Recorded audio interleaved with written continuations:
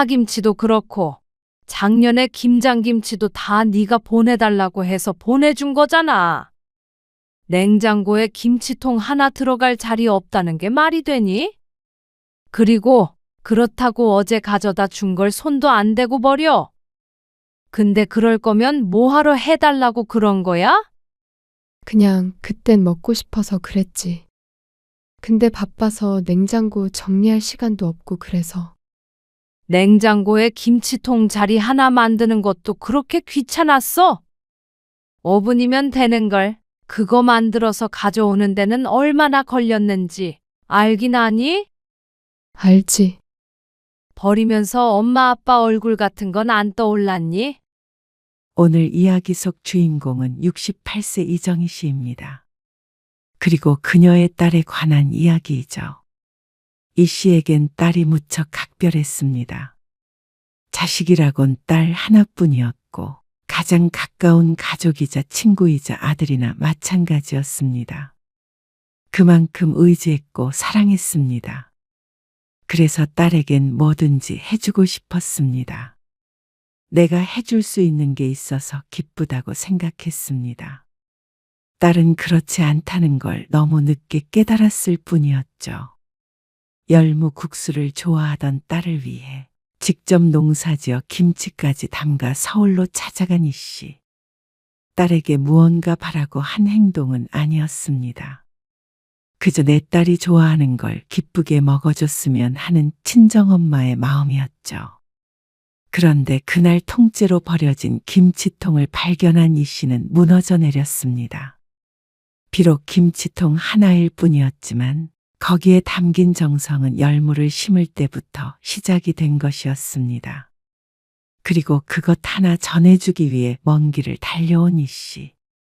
그 모든 노력과 사랑이 부정당한 기분이었습니다.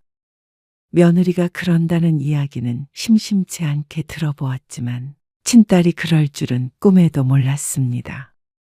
언제나 엄마 뭐 해줘? 뭐 좀 보내줘? 하고 당연하다는 듯이 부탁하는 딸이었으니 말이죠. 한 가지는 확실했습니다. 딸에게 있어서 부모란 필요한 존재이지 애틋한 존재는 아니란 것이었습니다. 그렇다면 이 씨도 더 이상의 짝사랑은 의미가 없다고 여겨졌습니다. 결국엔 돌아오지 않을 사랑이었죠. 이 씨는 딸이 하나 있었습니다. 서울로 대학을 가며 따로 살기 시작했고 이 씨는 남편과 둘이 시골에서 살고 있었습니다. 이번에 오이가 진짜 잘 컸거든. 좀 보내줄까? 어이 좋지. 마트에서 사면 진짜 비싸던데. 그래. 늘 사 먹는다며? 사과는 없어? 사과는 없지. 아는 사람한테서 사서 좀 보내줄게. 그럼 알았어. 생선은? 생선도 다 먹었어? 보내줘. 이것저것 보내줘. 그럼. 이 씨는 가끔씩 딸에게 택배를 보내주곤 했습니다. 직접 농사 지은 것을 보내려고 전화를 하게 되면 꼭 이런 식으로 대화가 마무리가 됐습니다. 이 씨가 짓는 농사나 지역에 관계없는 음식까지 보내달라고 하는 딸 때문에 이 씨는 돈을 주고 사서 보내주곤 했습니다. 사서 먹으라고 해. 택배비가 더 들겠다. 그래도 보내는 김에 보내주면 좋죠. 아직도 정의가 한 줄 알아? 애라서 그러는 게 아니고 내 자식이니까 그렇죠? 뭘? 남편이 옆에서 혀를 찼습니다. 말은 그렇게 해도 딸이 뭘 좋아한다고 그러면 텃밭에 꼭 바로 심곤 하는 남편이었습니다. 처음 심어보는 것은 휴대폰 영상을 보고 배우기도 했습니다. 딸은 이 씨 부부에게 그런 존재였습니다. 딸은 결혼하면서 서울에 완전히 정착했습니다. 고향으로 내려올 일은 1년에 몇 번 되지 않게 되었습니다. 그렇다고 이 씨가 딸을 자주 못 본 것은 아니었습니다. 결혼하고 얼마 안 되어 딸이 아이를 갖자 오히려 이전보다 딸의 곁에 있는 시간이 길어졌죠. 한 3달 정도만 엄마가 와서 몸조리 좀 해줘. 3달이나? 그 정도는 해야지. 출산을 하고 딸이 산후조리원에 있을 때였습니다. 딸이 조리원에서 나온 뒤에 몇 달간 자신의 몸조리를 이 씨에게 부탁했습니다. 네 아버지만 두고 올라가기가 좀 그래. 요즘에는 나라에서 도와주기도 한다는데 그걸로는 안 되지. 밤에 어떡해. 그래도 애가 하나잖아. 엄마, 좀 도와주면 안 돼. 그렇다고 시어머니한테 부탁드릴 수는 없잖아. 그리고 딸의 얘기를 들은 남편이 오히려 이 씨의 등을 떠밀었습니다. 3달 만이라며. 그래도 애를 낳았는데 당신이 가서 좀 챙겨주고 해야지. 당신은 어쩌고요? 내가 뭐 혼자서 있지도 못할까 봐. 밥도 차려 먹고 하니까 걱정 말어. 그래서 이 씨는 서울에서 몇 달 지내며 딸의 산후조리도 해주었습니다. 그리고 딸이 복직할 때가 되었을 때도 또 1년 정도 가서 손주가 어린이집에 가기 전까지 봐줬습니다. 그때는 주말에 가끔 집에 내려오긴 했지만 그런 생활이 쉬운 것은 아니었습니다. 이 씨는 식사도 청소도 육아도 도맡아 했습니다. 머무는 동안만이라도 딸과 사위가 편히 일했으면 했습니다. 특히나 이 씨가 하지 않으면 딸이 일이 될 것이기에 딸 고생 안 시키려고 노력했죠. 손주가 어린이집에 다니며 더 이상 이 씨의 보살핌이 필요 없어졌을 때 이 씨는 다시 집으로 왔습니다. 딸이 붙잡았지만 이 씨도 더 길게 머무를 수는 없었습니다. 그맘때쯤 이 씨의 허리가 안 좋아지기도 했고 사위도 무척 불편해했기 때문이었습니다. 대신 가끔씩 며칠 동안 아이를 봐야 하는 특별한 사정이 생기면 나를 잡고 이 씨가 올라가기도 했습니다. 그래서 남편은 몰라도 이 씨는 딸의 얼굴을 그래도 2달에 1번 꼴로 보긴 했던 것 같았습니다. 엄마, TV 보니까 요즘 열무 나오나 봐. 열무국수 먹고 싶다. 안 그래도 너 예전에도 그 소리 해서 아빠가 열무 농사 지었잖아. 정말 보내줘. 그래, 열무 보내줄게. 근데 열무만 보내주면 어떡해. 내가 열무 김치를 어떻게 만들어? 그러면 김치를 해서 보내줄게. 딸과 통화하다가 딸이 지나가는 말로 열무국수가 먹고 싶다고 했습니다. 요새 입맛이 없어졌다는 그 말에 이 씨는 걱정이 되었습니다. 그리고 통화를 끝마치자마자 이 씨는 텃밭에 가서 열무를 뽑았죠. 정희한테 보내게?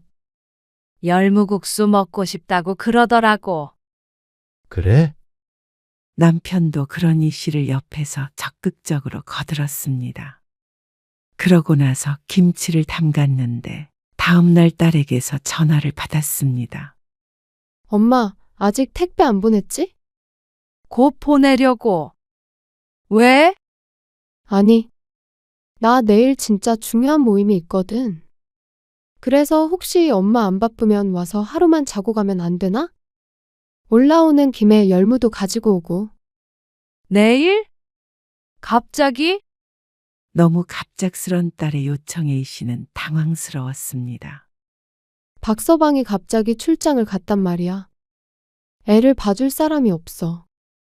아이고, 올라가는 것이야 크게 상관은 없었습니다.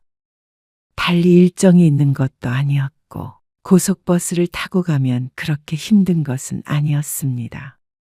하지만 손주를 보는 일은 이제는 조금 피하고 싶었습니다. 허리가 고장나서 집에서도 무거운 것을 못 드는데 손주는 안아달라고 떼를 쓰는 일이 많았기 때문이었죠. 그래, 알았어. 그러면 아빠한테 말씀드려서 내일 갈게. 정말? 다행이다. 이 씨가 수락하자 딸은 크게 기뻐했습니다. 어떻게 해야 할지 고민이었는데 엄마 덕에 근심을 덜었다며 말이죠. 이 씨는 택배를 보내려던 열무김치를 보자기에 쌌습니다. 국물 때문에 무게가 상당해서 걱정이긴 했죠. 터미널까지 데리러 오라고 그래. 이거 혼자 들고 정인의 집까지 가기는 힘들 테니까. 그렇게 할게요. 걱정 말고 밥 잘 챙겨 먹고 있어요. 어서 가봐. 버스터미널까지 이 씨를 데려다 준 남편이 손을 휘휘 저었습니다. 이 씨는 남편을 뒤로하고 버스에 올라탔습니다. 올해는 명절에 딸이 내려왔었고 이 씨가 올라간 적은 없었기에 딸의 집을 방문하는 것은 오랜만이었습니다. 엄마 거의 다 와가는데 나오고 있어? 엄마 어쩌지? 내가 데리러 가려고 했는데 준비가 늦어져서. 무슨 준비? 아니, 나갈 준비하고 있었는데 소율이가 사고를 쳐서 이제야 씻으려고 하고 있어. 엄마가 집으로 찾아오면 안 될까? 아, 짐이 무거워서. 그래서 진작에 딸에게 말을 했었습니다. 딸도 흔쾌히 그러겠다고 했고 말이죠. 아, 김치 가지고 온다고 했지. 그거는 차라리 그냥 놓고 오지. 애초에 열무 김치를 가져다 줄 겸 올라가는 것이었는데 그걸 놓고 오라는 건 말이 되지 않았습니다. 김치를 담가간다는 말 몇 마디로 표현했지만 사실 농사를 짓고 열무를 밭에서 뽑아와서 김치를 담그고 챙겨서 여기까지 오는 건 상당한 정성이 필요했습니다. 그 말에 어쩐지 이 씨는 조금 서운한 감정이 들었습니다. 딸에게는 오로지 애를 봐주러 오는 게 중요해 보여서였죠. 그럼 택시 타고 갈게. 그럴래요? 택시비는 내가 줄게. 그러고서 바쁜지 딸은 서둘러 전화를 끊었습니다. 이윽고 버스는 터미널에 도착했습니다. 그리고 이 씨는 그곳에서부터 택시를 타고 딸의 집까지 갔습니다. 택시비가 상당히 나왔습니다. 이 씨는 택시에서 내려서 낑낑거리며 무거운 김치통을 들고 딸의 집으로 올라갔습니다. 벌써 왔어? 딸은 현관문을 열고 들어오는 이 씨를 보더니 하던 일을 마저 했습니다. 머리를 만지고 있었는지 드라이기 소리가 계속해서 났습니다. 김치 담가왔어. 뭐? 잘 안 들리는지 딸이 몇 번이나 되물었습니다. 한번 맛볼래? 아냐. 나중에. 지금 바빠서. 아빠가 이번에 농사를 진짜 잘 지으셨어. 딸은 대꾸가 없었습니다. 외출 준비에 여념이 없었죠. 더는 김치에 대해서 이야기하길 포기하고 이 씨가 물었습니다. 이거 어디다 둘까? 어? 열무김치 말이야. 어디다 둬? 그거? 냉장고에 대충 넣어줘. 그 말에도 어쩐지 기분이 가라앉았습니다. 딸은 별 생각 없이 내뱉은 말인 듯 했지만 그래도 정성이 담긴 것인데 뚜껑도 한번 열어보지도 않나 싶었습니다. 이 씨는 작게 한숨을 쉰 채로 김치냉장고 문을 열었습니다. 그런데 전부 꽉 차 있어서 더는 들어갈 곳이 없어 보였습니다.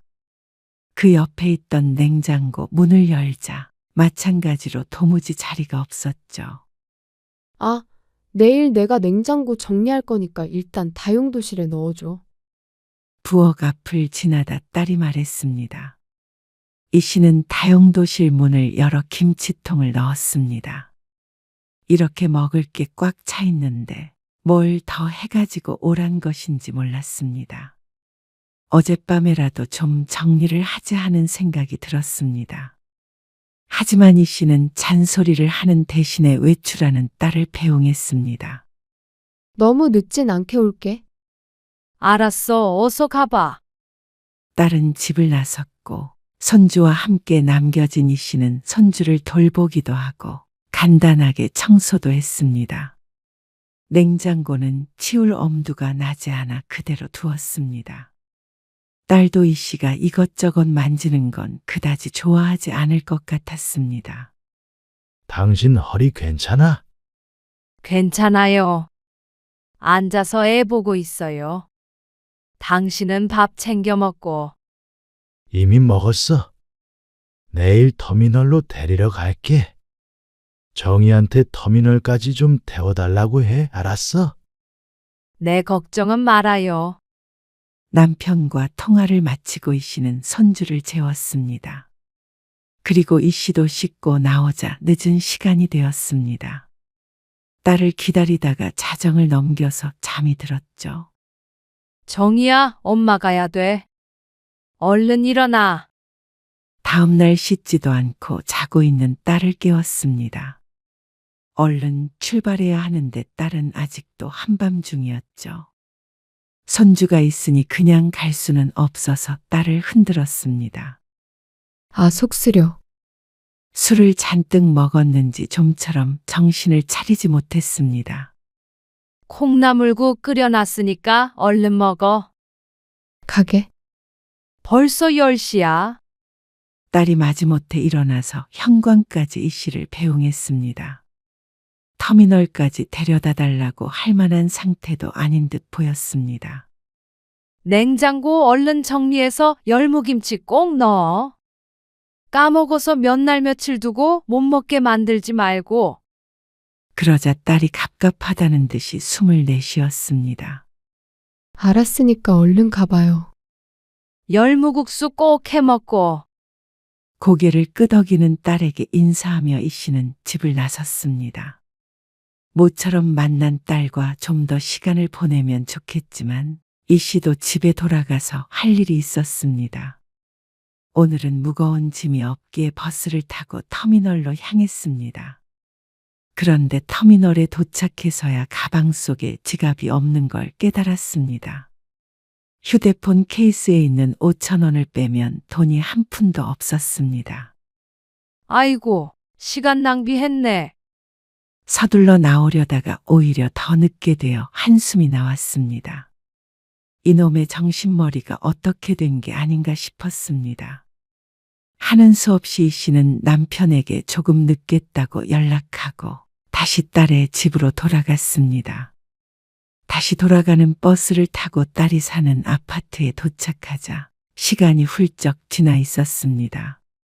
이러다가 집에 가면 깜깜해져 있을까봐 마음이 급했습니다. 딸이 사는 백일동이 보이자 걸음이 빨라졌습니다. 그러던 찰나에 이 씨의 발걸음이 갑자기 우뚝 멈춰섰습니다. 백일동 현관까지 가려면 분리수거장을 지나야 하는데 그곳에서 보이면 안 되는 것이 보였기 때문이었습니다. 이 씨는 미간을 모아 좀 더 잘 보이게 집중해 보았습니다. 그러고는 설마 하는 마음을 가지고 한 걸음 한 걸음 분리수거장으로 걸어가 보았죠. 아니, 이게 왜 여기에 있어? 손을 씻을 수 있는 간이 싱크대 옆에 음식물 쓰레기통이 4개가 나란히 있었는데 그 앞에 익숙한 김치통이 보였습니다. 누가 보아도 내다 버린 것이 분명해 보였는데 문제는 그게 어제 아침까지만 해도 김 씨가 품에 안고 서울에 올라왔던 것이라는 거죠. 똑같은 김치통일 수 있지 않나 생각할 수 있겠지만 그럴 수는 없었습니다. 왜냐하면 김치통 안에는 내용물이 고스란히 들어있었기 때문이었습니다. 열무김치. 남편이 농사짓고 이 씨가 담가온 것이었습니다. 열무국수를 먹고 싶다는 딸의 한마디에 말이죠. 이 씨는 어쩐지 떨리는 손으로 김치통 뚜껑을 살며시 열어보았습니다. 그러자 이 씨가 가져온 그대로였습니다. 밖에 하루 이틀 두어서 그런지 익어서 거품이 조금 보였습니다. 이게 왜 여기에 있나 싶었습니다. 설마하니 쓰레기를 버리러 왔다가 깜빡하고 두고 간 것은 아닐 것이었습니다. 애초에 냉장고에 들어있어야 할 열무김치가 이런 곳에 있어야 할 이유는 어디에도 없었습니다. 딸이 버리지 않는 이상은 말이죠. 이 씨는 한참을 열무김치를 내려다보고 서 있었습니다.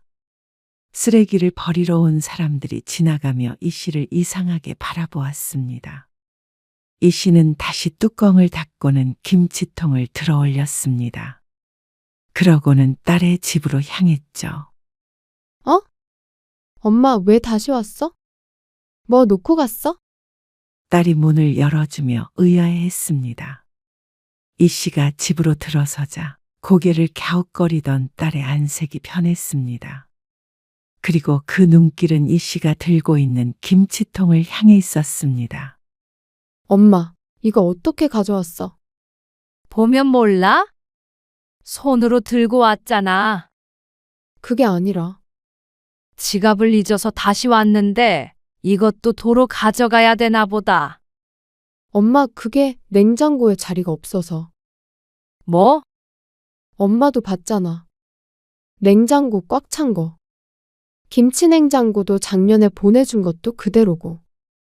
지난번에 파김치 보내준 것도 있고. 그걸 변명이라고 하는 모양이었습니다. 냉장고에도 먹지도 않는 음식이 가득했습니다. 세 식구가 먹는 음식들이라고 생각되지 않을 지경이었습니다. 그런데 오래된 음식을 정리하는 게 아니라 새로 가져온 김치를 버리는 게 말이나 되나 싶었습니다. 파김치도 그렇고 작년에 김장김치도 다 네가 보내달라고 해서 보내준 거잖아. 냉장고에 김치통 하나 들어갈 자리 없다는 게 말이 되니? 그리고 그렇다고 어제 가져다 준 걸 손도 안 대고 버려. 아마 그게 쉬웠을 것이었죠. 냉장고 정리하는 게 보통 힘든 게 아니니 차라리 다용도실에 덩그러니 놓여진 김치를 통째로 갖다 버리는 게 가장 덜 힘든 선택지였습니다. 근데 그럴 거면 뭐하러 해달라고 그런 거야? 애초에 열무국순이 하는 소리를 하지 않았으면 이 씨도 그 고생을 하지 않았을 텐데 도대체 누굴 위한 일이었는지 몰랐습니다. 원하지도 않는 걸 왜 해달라고 한 것인지 따져 묻자 딸이 말했습니다. 그냥 그땐 먹고 싶어서 그랬지. 근데 바빠서 냉장고 정리할 시간도 없고 그래서. 이 씨가 기가 찬 웃음을 터뜨렸습니다. 변명을 하면 할수록 기분이 상하는 건 무슨 일인지 몰랐습니다. 냉장고에 김치통 자리 하나 만드는 것도 그렇게 귀찮았어? 5분이면 되는 걸. 그거 만들어서 가져오는 데는 얼마나 걸렸는지 알긴 아니? 알지. 아니, 정말 안다면 그럴 수는 없었습니다. 부모의 땀과 정성이 들어간 것을 이런 식으로 버릴 수는 없었습니다. 두고 먹다가 남아서 버리는 건 이해하지만 이렇게 가져온 그대로 쓰레기통에 처박아 버릴 수는 없었죠. 버리면서 엄마 아빠 얼굴 같은 건 안 떠올랐니? 그러자 딸은 아무 말도 하지 않았습니다. 그러다가 입을 열었습니다. 그래도 나도 완전히 버린 건 아니야. 혹시 누가 가져갈 수도 있어서 통째로 그대로 내놓은 거야. 아까워서. 뭐? 아까워서? 그걸 말이라고 하는지 쓰레기장에서 누구든 주워가서 먹으라는 거야? 왜 그렇게 꼬아서 들어? 엄마 아빠 정성을 몰라서 그런 건 아니라는 거지. 차라리 엄마 갈 때 도로 들고 가라고 그러지 그랬어? 그런 말을 어떻게 해? 그러면 서운해 했을 거잖아. 당연히 딸도 이 씨가 돌아올 것이라고는 상상도 못했을 것이었습니다.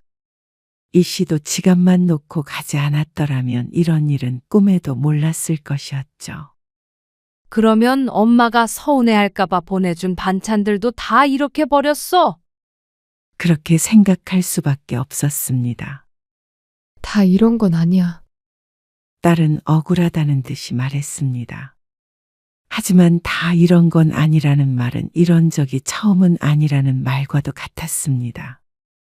이 씨는 허탈한 웃음을 지었습니다.